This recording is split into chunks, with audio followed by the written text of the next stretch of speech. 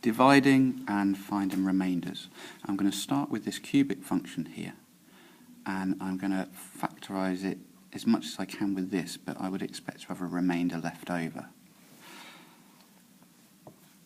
In here is going to be a quadratic, and each step I'm going to look at what I'd need to multiply these results by to give me the following answers up here.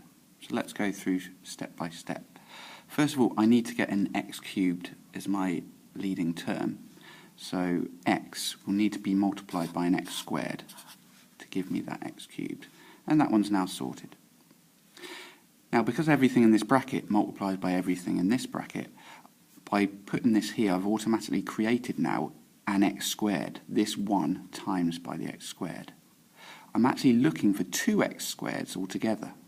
So I'm going to need to create another x squared, and I'm going to do that by multiplying this x by an x here.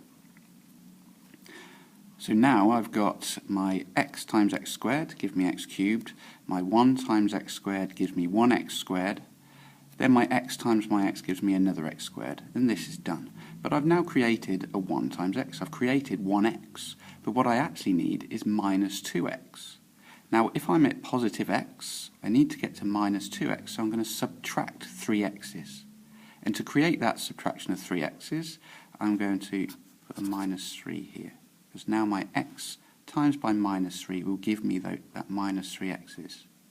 So now I've accounted for all of this, but my final term at the moment is 1 times minus 3. I've got a numeric value of minus 3, and what I actually need is positive 5. So I need to add an 8 at the end, and this completes my division with a remainder at the end. Now, I'm going to set another question, press pause, have a go at it, and then I'll talk through it with you. So let's try factorising x cubed minus 2x squared plus 6x plus 1. And let's have a factor of x plus 2 this time. Okay, so I'm working through this, same process. We're going to do x times x squared here to give me my x cubed. Now I've currently got positive 2x squared. By multiplying these two together, I need to get to minus 2x squared, so I'm going to times this x by a minus 4x. So x times my minus 4x gives me minus 4x squared, which when added to my 2x squared gives me minus 2x squared. But in putting this term here, I've now created a minus 8x, and I actually want positive 6x. So I'm going to need to add another 14x to get up to what I need. So I'm going to add 14 here, because now my x times 14 is going to take me up, when I add it to the minus 8x from here, up to positive 6x.